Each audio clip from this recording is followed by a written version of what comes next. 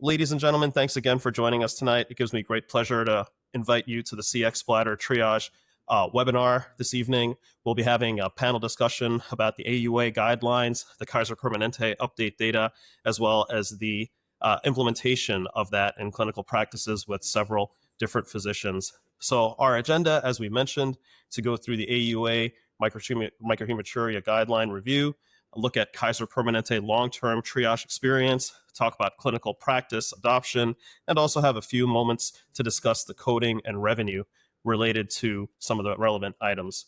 So as far as the guideline evaluation for microhematuria, on February 27th, it was reviewed and rewritten, and some of the key changes to the risk stratification looked at age range for women in the low risk group, changing it from less than 50 years to less than 60 years, and then women not being recognized or categorized as high risk based on age alone, and then renaming the low risk to a negligible risk population. And that was really based on a better understanding of bladder cancer or urothelial cancer epidemiology as it relates to low risk microhematuria patients, where the incidence is about 0.4%, and high risk microhematuria patients, where the incidence is about 6.5%. So in terms of the intermediate risk, they did add in a new section about urinary biomarker testing in patients who wish to avoid cystoscopy and accept the risk of not having a direct visualization after a thorough explanation of all the risks, alternatives, and benefits. So they're able to understand all of the potential options for them. And the AUA still added a recommendation for repeat urinalysis in a year for patients who wish to avoid cystoscopy based on the UBTM testing. And renal ultrasound is still recommended for all intermediate risk patients. So getting through the evidence review and the new Table 5, which is based on the reported negative predictive value for the different urinary biomarkers available, we can note that the Cxbladder Triage is the only one with the level A evidence, and that's based on the STRATA randomized controlled trial that demonstrated an overall negative predictive value of 99%, as well as a negative predictive value of 100% in high-grade disease, as well as a 59% relative reduction in cystoscopy compared to the standard of care. Now, it's important to note that Cxbladder Resolve is also noted in the guideline with the B recommendation, but that also references the broad comprehensive nature of the guideline, including all the available products. Cxbladder Resolve is no longer marketed in the US and no longer marketed, and the other guideline member items are listed there with the category C recommendation. So when we dive into the Kaiser data to look at the clinical utility of Cxbladder Triage, looking at the Cxbladder Triage test against the standard of care test in the Kaiser system, we're fortunate to be joined by Dr. Ron Liu today, who participated as a primary author in our paper, and this was recently presented by Dr. Chris Filson at the AUA. So as I mentioned, we looked at Cxbladder Triage against the standard of care in the hematuria risk index in the Kaiser Permanente population, looking at 3,353 patients, propensity matched 1-to-1 against the hematuria risk index score that Kaiser assigns, looking at a Cxbladder result of less than 4 being a low probability of having urothelial cancer and greater than 4 being the physician-directed protocol. And outcomes of interest included a 6-month cystoscopy, 6-month CT urogram, as well as a 6-month bladder cancer rate. So in the low probability group, we note that the blue bar, the Cxbladder Triage bar, about 4% of patients underwent cystoscopy at 6 months, whereas 46.5% of patients in the Kaiser group, in the standard of care group, underwent cystoscopy. And then when we look at the physician-directed protocol, it's a similar story that the triage test stratified patients better. It had 73% of patients who received cystoscopy appropriately because we were detecting the urinary biomarkers of concern, and 45% in the Kaiser group, which is about the same as the low probability group. When we look at CT urology and CT abdomen pelvis triple phase within a trust, we note a similar story that patients with low probability with the Cxbladder group had about a 7.5% utilization versus a 19.5% utilization in the physician-directed protocol group. And in the Kaiser groups with the hematuria risk index about the same, 11.5 versus almost 13.5. And then similar story with the 6-month bladder cancer rate. Within the low probability group, only 0.1% of Cxbladder Triage patients going on to have 6-month rate of bladder cancer versus 0.7 in the Kaiser group, the standard of care group, and then when we look at the higher risk group, 2.5%, so considerably more patients receiving Cxbladder triage were positive, ended up having cancer, and only 0.6% in the physician-directed protocol group.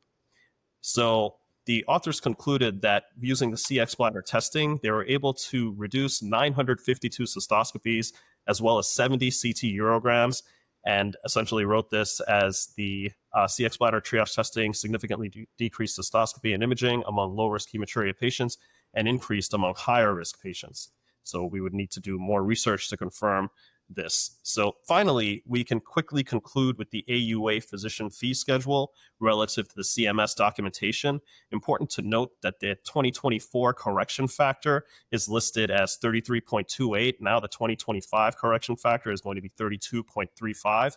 And if we look at this as the top half of the billing codes and descriptors versus the bottom half, the top half is related to office, outpatient, new, and complexity relevant procedures. And if you look at the office RVU, you see about 5 for the new moderate up to 60 minutes and about 6.5 for the new high up to 74 minutes.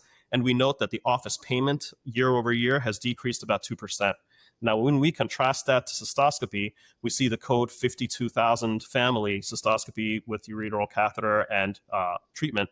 We notice that the office RVU is 5.82, 7.36, and 7.9. However, the office payment decreases have gone down about 21% independently of each procedure. So that is essentially what we wanted to talk about as far as a data presentation for our panel. And now I'd like to turn it over to our esteemed colleagues to give us their thoughts about all of the stuff we just went through. So why don't we start with an introduction from Dr. Klaassen, and let's start from there. Thank you so much for listening. Thanks so much, Jay. So my name is Zach Klaassen. I'm a urologic oncologist in Augusta, Georgia at the Georgia Cancer Center. I'm in a big academic group and train residents. And so I've been treating bladder cancer in my practice about 7 years since I got back to Georgia from my fellowship. So happy to be here to discuss this great data. Lovely. How about Dr. Scarpato? Hi, yes, thanks for having me. Kristen Scarpato. I'm a urologic oncologist at Vanderbilt University Medical Center. I also treat a lot of bladder cancer, prostate cancer. I finished my fellowship in 2016, been in Nashville since 2014, and I'm excited to talk about this data. So thanks so much for having me. Lovely. Dr. Liu? Hi, can you hear me okay? Yes, sir. Yeah, my name is Ron Liu. I'm a urologist here in Southern California. I've been with Kaiser Permanente for the last 35 or so years. Mainly, we've been involved in managing populations of patients with various conditions, including hematuria. And we're very excited about the workflow transformation that this test has been able to help us with in terms of access and many other things. And so very excited to talk about it and share our findings with you guys. Lovely. And Dr. Goldfischer? Hi, I'm Dr. Evan Goldfischer. I'm a urologist in upstate New York. I'm with Premier Medical Group, where I direct the research program and am the co-founding CEO. I've been here for 28 years since I finished my fellowship, and I just finished 2 years as president of LUGPA. That's wonderful. So colleagues, we're so excited to have you today. Thank you so much for making the time. And sorry I ran through the presentation data kind of quickly, but I'm sure you're all familiar with it being that we've been discussing it. So as far as how the guidelines could be implemented in your practice, why don't we start with Dr. Klaassen and ask you about the risk stratification strategy that you use now and how it's evolving over time. Yeah, I think, Jay, when we look at the AUA guidelines, we've been begging for a level 1 evidence urinary biomarker. And I think, we've had a history of biomarkers that have been average at best. And so I think the trial that you mentioned, the STRATA trial, and the AUA recognizing that this is the best quality evidence out there, kind of led to this level 1 sort of grade A evidence for AUA. So I think when we talk to patients about this, we have the confidence that we don't want to do too many cystoscopies if we don't have to. We don't want to miss anything either, right? So I think we talk about getting into that low risk appropriately, and this is what this test does. There's a lot of noise in the intermediate, but if we can get somebody to low risk based on the Cxbladder triage, that certainly is helpful. And it's been difficult to do that, in that 45-year-old female who has maybe smoked for 5 years, who had microhematuria from the primary care physician. Ultimately, I don't want to have to do a cystoscopy on this person if I don't have to. I have too many patients to see. I think Ron mentioned earlier the workflow. This has really helped with the workflow of really appropriately cystoing people that need to be cystoed, but then using the time in the clinic to see somebody else who has a 15 centimeter renal mass, for example. So I think it's about efficiency. Certainly patient feedback has been excellent in terms of the ability to not have to do a cysto if we don't need to, but also at the same time, if the test comes back with a higher risk, then we're able to have that discussion and ultimately have the cystoscopy. So it's been very helpful. That's great. How about you, Dr. Scarpato? How are you implementing the new guidelines? Yeah, I mean, I think first it's important to consider the number of patients out there with microhematuria. It's not an insignificant number, and we are, as urologists, are certainly seeing a fair number of these patients, and doing a cystoscopy on all of them, not only is it not feasible, but it's also maybe over treatment, over investigation for many of these patients.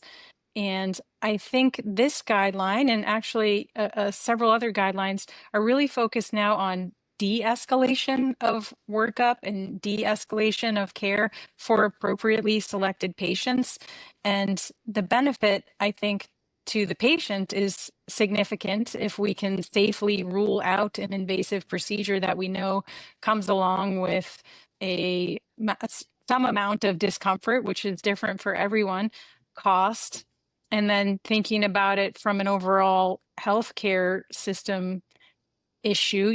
There's cost, there's carbon footprint associated with disposable scopes or processing of the reusable scopes. And so a test like this has been needed for quite some time, and I'm happy that Vanderbilt was a part of the Strata study. And I think that the guidelines reflect the quality of this data. That's brilliant, Dr. Scarpato and Dr. Klaassen. I love how you're able to touch on so many different aspects of clinical care that this really touches. So, Dr. Liu, tell us your thoughts about the guideline implementation now. Well, you had a chance to see our results from using this test on thousands of patients. Every year we get approximately 20,000 referrals for hematuria to our department. And it's an unsustainable number of patients to have to manage. We actually had a risk stratified guideline that we implemented in Kaiser Permanente way back in about 2014. And this latest AUA 2025 hematuria guideline rendition is fairly well aligned with what we've been using for about the last 10 years or so. So we haven't had difficulty in sort of incorporating new guideline and recommendations. The game changer for us, though, was being able to incorporate a change in workflow for patients with relatively low risk, right? In patients that you wanted to safely avoid cystoscopy from. The intent was not to use this on patients who we were going to bring into the office and work up, either because of their symptomatology or because they're deemed high risk. No matter what test you're going to get, you're going to do a cystoscopy and do workup on them. And that really, in our value-based healthcare system, doesn't make any sense for us to use. But there are plenty of patients, as Zach mentioned, right, who clearly have an extremely low risk of having urinary malignancy. Great example are younger female patients who end up getting urinalyses performed on them simply because of the demographics, right? And their risk of having bladder cancer is less than 1%. The new guidelines, are, as I mentioned, are more closely aligned with how we sort of view the world. And now they're categorized as intermediate risk patients that get either cystoscopy or can now have this urinary biomarker test performed. In our hands, by using this test, we're able to eliminate 3/4 of the patients from having to undergo invasive testing safely. The other tests that we looked at and dabbled with for the last 10, 15, almost 20 years, the negative predictive value was not reliable enough for us to actually change practice. And that's really where I think the game changer came in for us. If the test says you don't have bladder cancer, you don't have bladder cancer. And the important thing in our hands as we tested for utility is that the doctors trusted it, number one. If they ordered the test and the test came back negative, 97, 98% of the patients did not undergo cystoscopy. It really proved to us that our doctors trust the test. Secondly, the patients really appreciated and trusted the test. In our hands, for all comers that come to see us with hematuria that we book for cystoscopy, less than half of them actually will come in and see us for the procedure, right? As our study sort of proved out, the patients really appreciate having an extra level of scrutiny to decide whether or not they need an invasive test. And we actually got almost twice as many patients come in and actually undergo the workup. And that was a big deal for us as well. That's excellent, Dr. Lee. You brought up so many great points. Let's hear from Dr. Goldfischer, because you brought up the value-based care and other elements. Dr. Goldfischer has a little bit of a different practice background, being the LUGPA president in a LUGPA and everybody else being the university-based or Kaiser-based system. Please, Dr. Goldfischer, share your thoughts. Sure. Thanks very much, Jay. So I think Zach and Ron both made great points. We all have more business than we know what to do with. As president of LUGPA, I've been able to travel around the country, and I've seen a lot of stuff, but the one thing I've never seen is an empty urology waiting room. I don't think it exists. And Kristen makes a great point. This is an invasive test. And when you talk to a cystoscopy, particularly to a young male, they cross their legs and they're like, really? Do I have to have this done? Do I really have to have this done? And they start to ask about anesthesia, which is just not practical, right?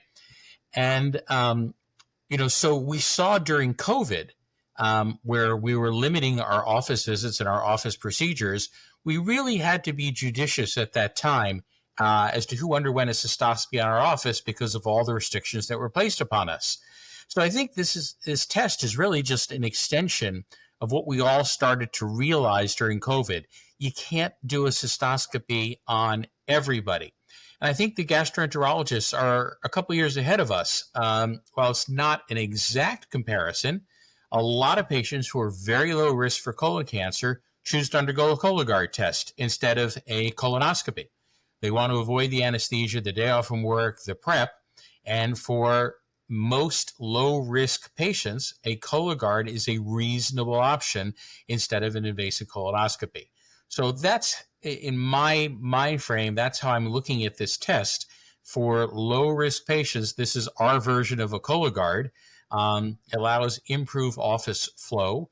As Zach pointed out, we can see the patients who really do need to be seen and really need a workup, but we're not forgetting about these patients. They're still getting an appropriate test and appropriate workup.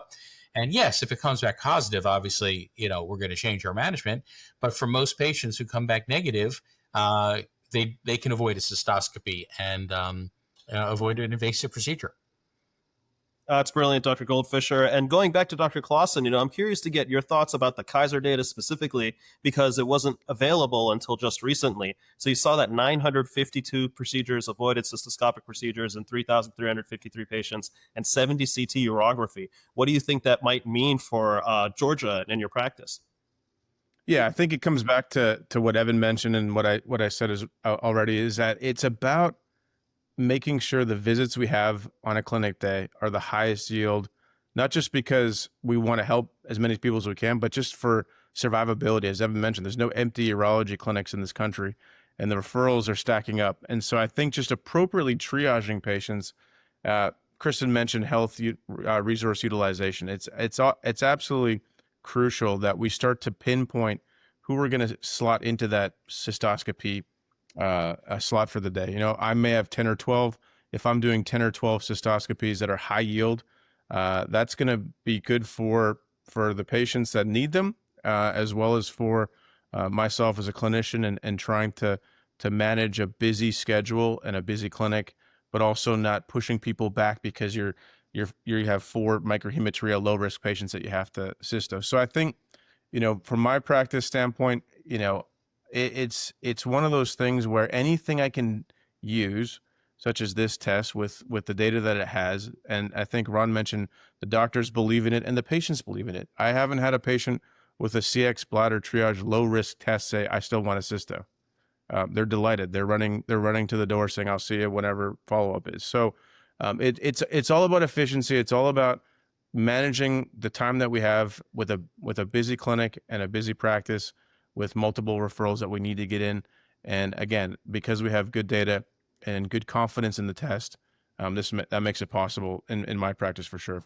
No, that's great. And Dr. Scarpato, I understand that you're also involved in the residency, training, fellowship programs, things of that nature. How do you roll out tests like this to new physicians and people who have already established practices, and then you kind of show them, because I know you've been a leader, a principal investigator for us, and we appreciate all the work that you do for us. Yeah, great question.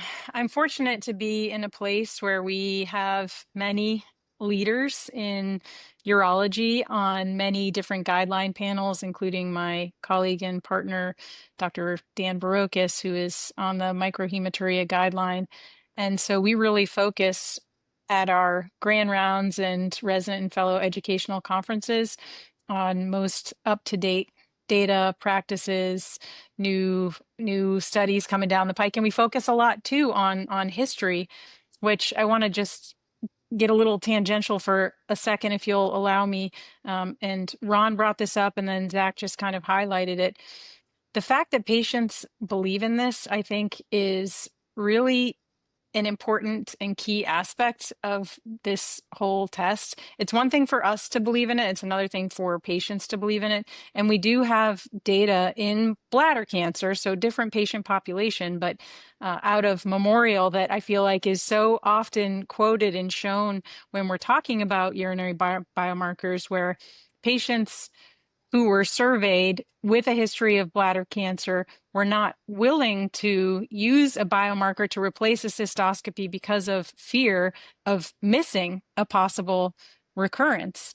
And now, as our understanding of bladder cancer has changed and our tests have improved and our patients have, become increasingly savvy, that trust is there. And that, I think, makes all the difference in the world. And so we try and focus so much on patient-centered outcomes and bladder cancer advocacy network, and just make sure that our trainees and faculty are kind of up to date on all aspects of what's changing. But I'm really happy that the patients are understanding the value of this test. That's Jay, wonderful, Dr. Oh, go ahead, Zach. If I can just jump in real quick, because I know Kristen's got residents and fellows. I've got residents. Yeah, that's right. Me too. Anytime we can bring something to their training that they can then get comfortable with in a training situation and then incorporate into their practice, whether it's a test like this, an intervention, et cetera, I think it's helpful. And so it's our job as program directors, and I know Kristen is as well, to look at these opportunities, I'll say, from a training standpoint, and really bring them high quality options to learn about under the supervision of us and our colleagues. So I think, that this is the trickle down effect that we look at when we're thinking about new technologies or new techniques or new tests that from a training standpoint is certainly valuable to the residents and fellows for sure. That's brilliant, Zach. And, Dr. Liu, I wanted to come back to you because of the unmet need and the Kaiser data starting in 2021 around the time of COVID. Kristen, Zach, Evan have already spoken to the necessity that this brought up. Why don't you tell us the story about how you started that study?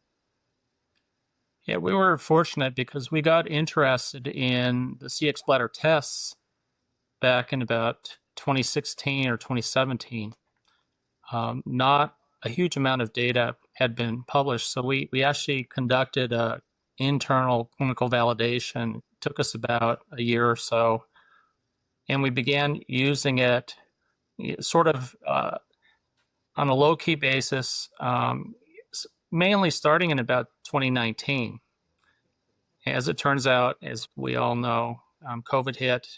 There was a huge amount of impact, particularly in Southern California. The hospital that I worked at was probably one of the epicenters for COVID in the United States. And essentially, all elective outpatient care came to a standstill for 120 days, about 4 months. And so now you have this huge demand, right, for services. The patients eventually started coming back to primary care. The patients eventually started getting referred back to urology. And we had months and months and months of patients, right, that we couldn't possibly hope to see. And so it gave us an opportunity to see if we could start using this test earlier on.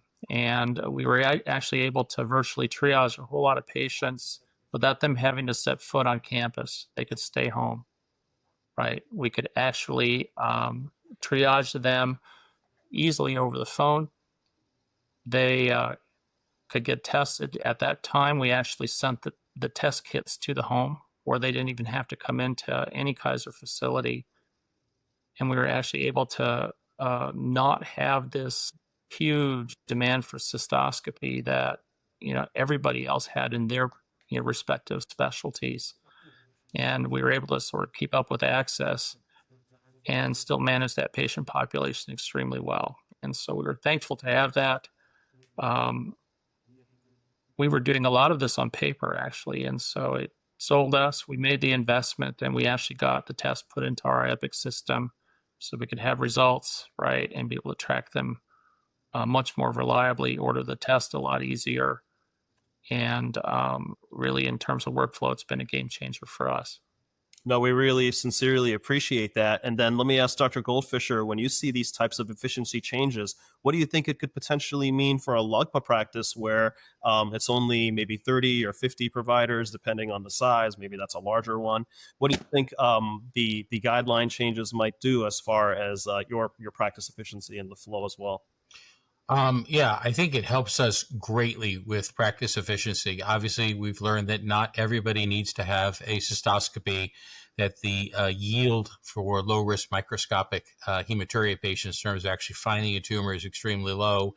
In community practice, we're picking up, the day-to-day stuff that belongs in community practice. And, the large invasive tumors that need to go to an academic medical center, can then be seen earlier and get referred, sooner to an academic medical center.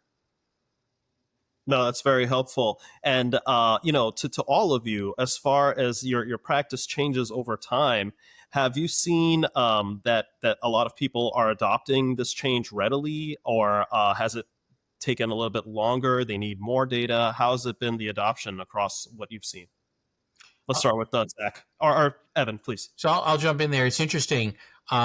We just hired 3 new people over the last year and a half in our practice, and the young people out of residencies really embrace the guidelines, very closely, and changing their practice pattern has actually been easier. It's the old guys like me who've been there for 30 years, like, this is how I've always done things. And getting them to change their 30-year pattern has proven, I'll say, a little bit challenging. They're still, we look at numbers, obviously, in LUGPA a lot, and we have a whole data project. But it seems like our older guys are doing more microscopic hematuria, low-risk patient cystoscopies than our younger guys are. Look at that. Interesting observations already. How about Dr. Scarpato? Have you had a similar types of observation being in an academic large center? Yeah, I think so. And a lot of that has to do with the fact that trainees are exposed to different practice patterns of attendings even within their own institution. And then if they go off to fellowship, they're seeing new and different ways to do things. So I do think the younger folks are earlier adopters. And sometimes the limitation is not the provider, it's the institution and trying to bring in these tests. And in my own experience, I'd be curious to hear, what Evan's comment is, but at an academic center versus the LUGPA, getting a test approved to be used is not all that easy. And so the process may be different if someone's not at a large academic center. Right. Zach, any thoughts before? I know you have to run to another engagement, but any thoughts before you want to take off? Yeah, I think the points are well taken. I think Kristen's right. The academic centers typically are a little slower to get things across the finish line, to get tests in. I think when you show people the data and you show people the guidelines, it's very clear that there's a benefit here. And even the peers with, level 1 evidence are on board because of the high quality randomized clinical trial that you guys did. The challenge always is going to be dissemination to people that don't go to AUA, don't necessarily keep up with the guidelines, don't go to the sectional meetings. And that's where these events and partnering with other outlets that can disperse the information is going to be crucial, because I think once people see it, they believe it. It's just getting it to them and knowing that this is available, essentially.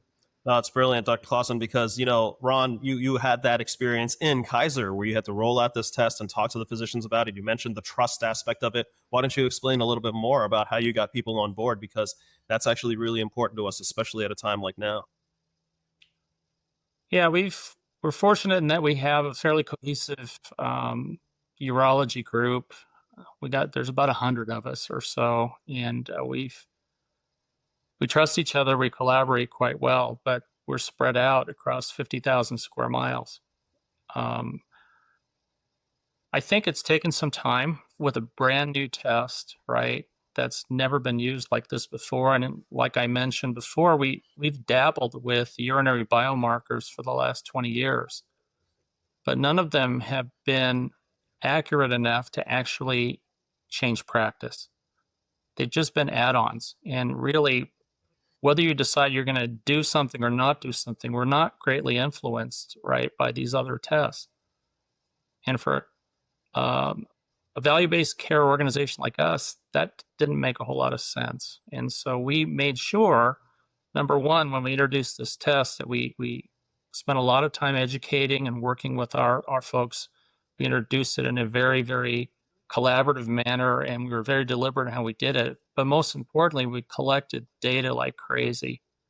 And the data that we really were interested in is on clinical utility. If the test said one thing, are you going to do right what's appropriate, or are you not going to trust the test? And likewise with our patients, right?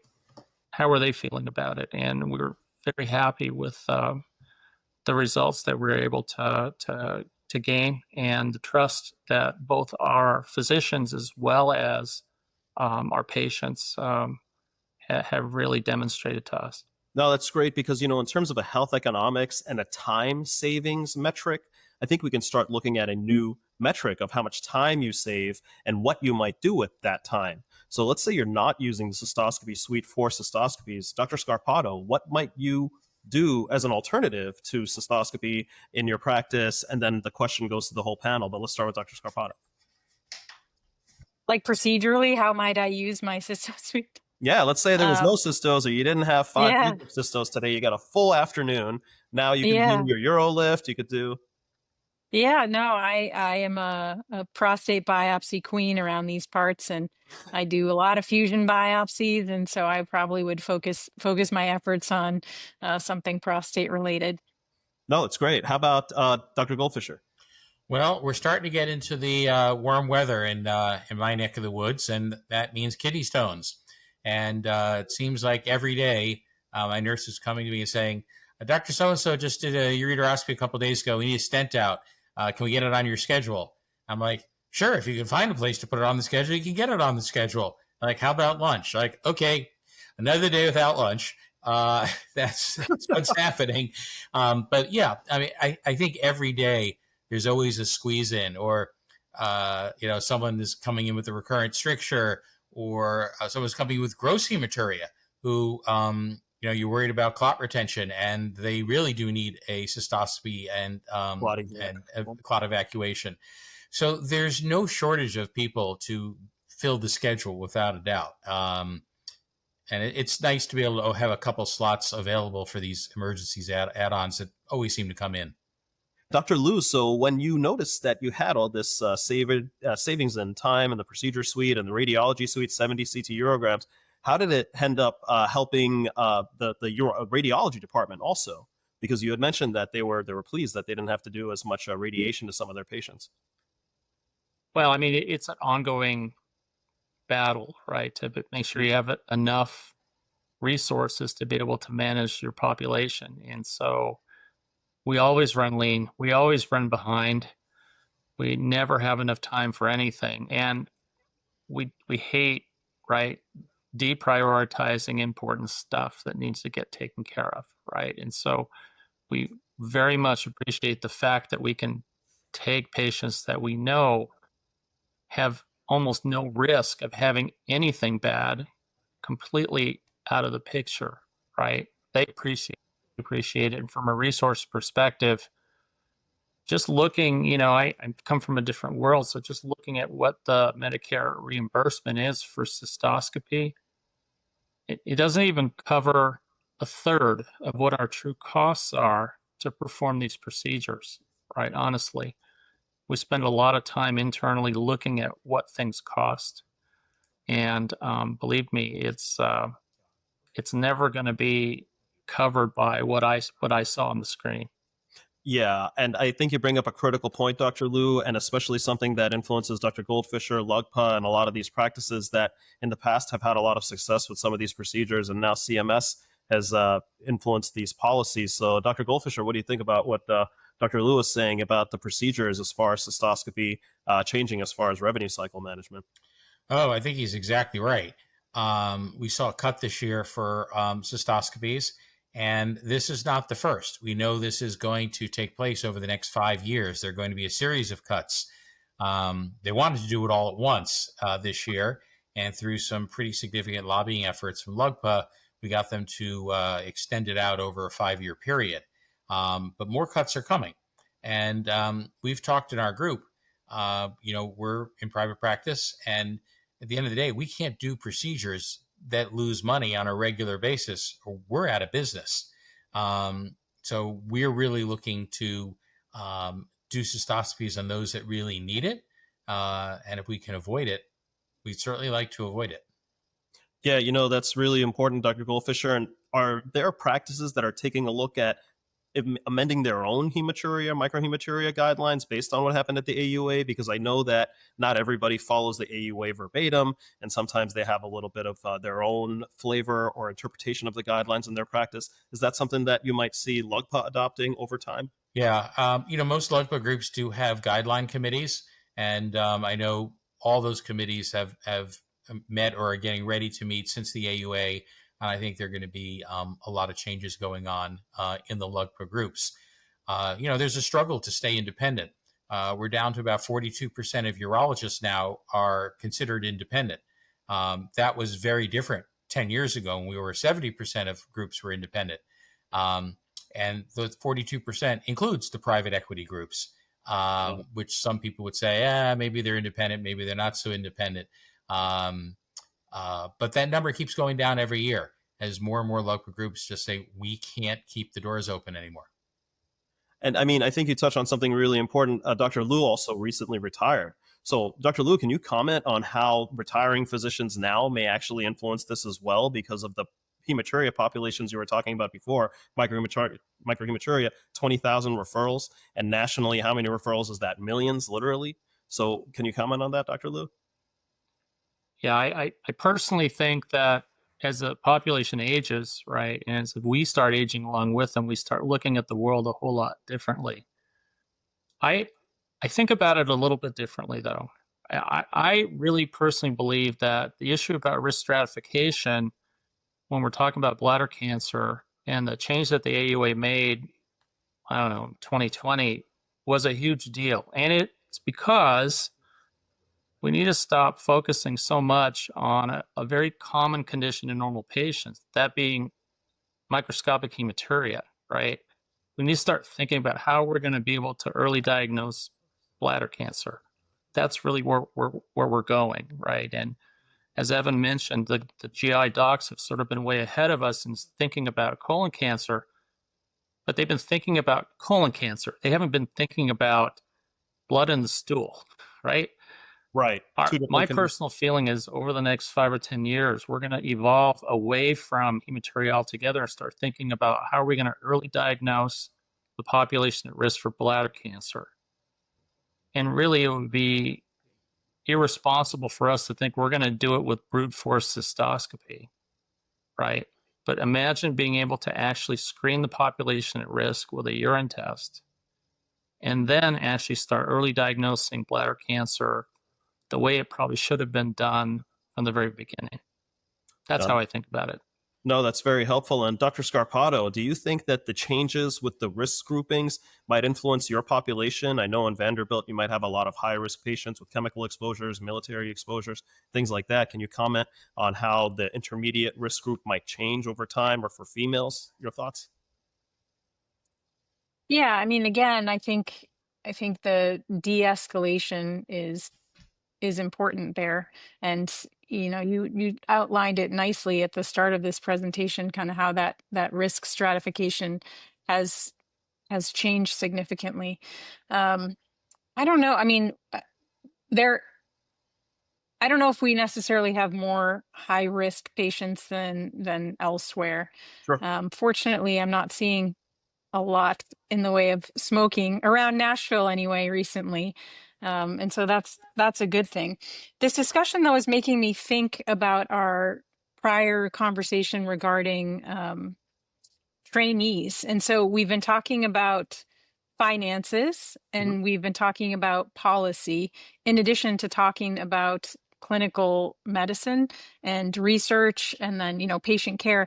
And so trainees today need to know, as we need to know, and I've sort of kind of slowly picked up on all of this, but you can't just know how to care for the patient in front of you, and you can't just know guidelines. You have to understand a little bit about health policy, and then I take that a step further. Like urologists, we have to be involved in this decision making, and so I'm so influenced by my great colleagues Ruchika Talwar and Dave Penson and people who are able to really make waves when it comes to health policy in this space, because otherwise decisions are going to be made without us being involved, and that's going to have significant implications.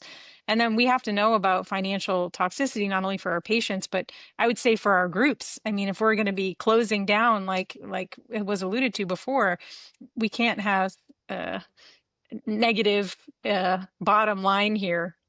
So I think it's really important for trainees to understand that and to have education about these other important topics as a part of training. And, Kristen, you bring up another really important point as far as the challenges that we might face as an organization implementing the Cxbladder triage testing, especially in the intermediate risk group. How does the panel feel that we would be best suiting those challenges that we might face, which is maybe a lack of clinical data in certain people's mindset, maybe a very strong familiarity in their current practice pattern with resistance to switching? Why don't we start with Evan? What do you think we might try to do as an organization to really focus on people who are resistant to change? Data is very powerful. And, we have our monthly partners meetings and we show a lot of data. There are 12 urologists in my group, and when 11 of us are doing one thing and there's one outlier, you put that data up there and you say, why? 11 of us are doing this, and we're practicing guidelines according to our guideline committees based on AUA recommendations. Why do you continue to do what you do? You have to know your data. I know Kaiser is really good at collecting data and presenting data, and LUGPA as well.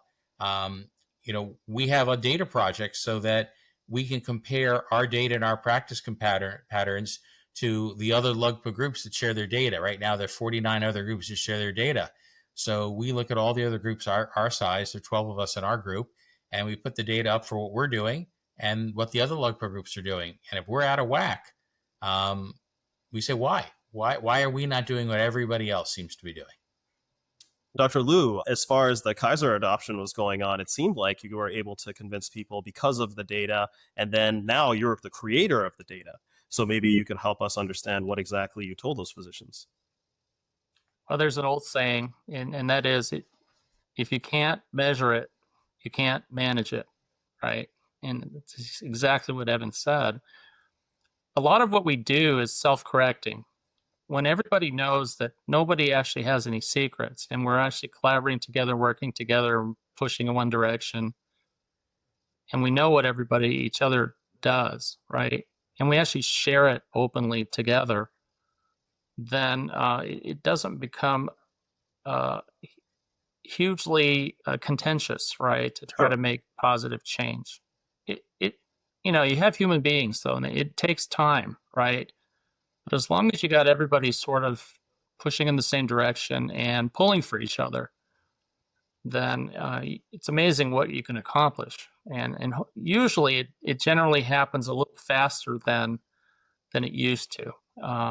But you got to have some trust, and you got to have some systems in place to be able to properly educate. And the system ends up doing a lot of self-correction if you set it up correctly. Right. And we talked about the patient being the center focus of all of this. When you guys discuss the possibility of avoiding cystoscopy, has there ever been patients who want to just proceed with cystoscopy, quote unquote, 100% certain? Or are there patients who are basically just going to go for the urinary test? Yeah. I've never had a patient in that circumstance. And I've worked in some very interesting places, I got to say. And, Dr. Scarpato brought up some interesting supply chain vulnerabilities that we face in the United States. And now there's some geopolitical tensions with tariffs, maybe, for certain cystoscopy available materials. Do you want to comment a little bit about that a little bit more, Dr. Scarpato, from the university level, how certain tensions could influence, supply chain vulnerabilities? I just think that we need to be thoughtful about what we're using. I think not only are there supply chain issues and cost with getting the supplies we need here, I was thinking more when I made that comment about the carbon footprint, not only of getting the things here, but then disposing of them properly. Sure. And what's recyclable, what's not, what chemicals are being used, what isn't. I think we're in a place now, maybe more than ever, where we have to be super thoughtful about all aspects of care, including our medical waste. Have you seen the disposable cystoscopes rise in popularity over time for all of you? Absolutely.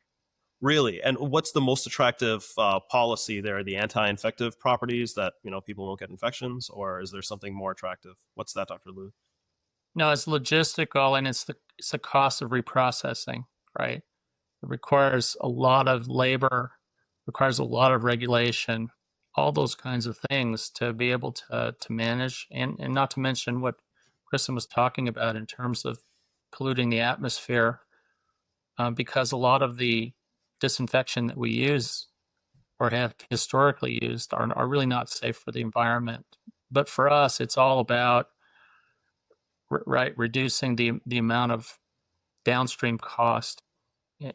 Owning a cystoscope is less than half, right, of what the overall cost is of being able to provide the service. You've got to store it, you've got to insure it, you got to maintain it, you've got to reprocess it, you've got to do it in a compliant fashion, right?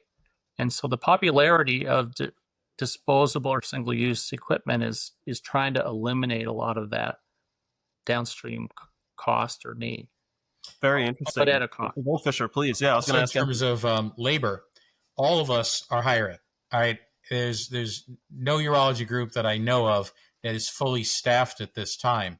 And if you're using disposable scopes, that saves you having a tech in the processing room reprocessing the scopes. Well, ladies, gentlemen, we've had a great discussion today. Why don't I allow you guys to give us some final thoughts and final conclusions about everything that we talked about, where you think Cxbladder is, and how you feel about the future. Why don't we start with Dr. Scarpato? Thank you so much. Yeah, thank you. I think it all comes down to good patient care. And we've got data in support of this test for appropriately selected patients that allows them to safely avoid an invasive procedure. And I think in the name of de-escalation, which you've heard me say 3 times already tonight, it really, I think, makes good sense and is a good example of prioritizing kind of patient care and not doing something just because we've always done it that way. That's brilliant. And Dr. Liu, what are your take-home messages for our audience tonight? I think we're at the very beginning of something exciting. I think the accuracy of these tests is going to continue to evolve. I think workflows are going to continue to evolve and develop. I think we're going to get a whole lot smarter at how we manage our populations and early identify bladder cancer. And I think we need to continue to push forward, right, and look for even better ways of being able to utilize these tests and really make a big difference, right, over the next generation to come. Brilliant, Dr. Liu. Dr. Goldfischer, please. I'm just going to end with Wayne Gretzky. Don't skate where the puck is, skate where the puck is going, right? And we all know we're short of staff. We are the second oldest specialty. We have more urologists retiring every year than we are minting into practice. Business is booming. There are more referrals to urologists than ever. And so we have to be judicious in allocation of resources in respect for the environment and our carbon footprint. And, our own sanity with how many patients you can actually see in one day on a regular basis. So these sort of tests, Dr. Liu is right, are going to continue to evolve. We're seeing it not just in bladder cancer, right? In prostate cancer, we're doing a lot of risk stratification by genetic testing. So, 100%. It's across the board. And the technology is going to get better and more sophisticated. And this is where the puck is going. It's brilliant. The de-intensification, demystification of treatment, as well as diagnosis, all of these simplicity things, stratification things, are all things that we believe in very strongly at Pacific Edge. So thank you, ladies and gentlemen. We really appreciate your time tonight for a thorough discussion about all of our products and the data. And we appreciate your time as well as all the Q&A.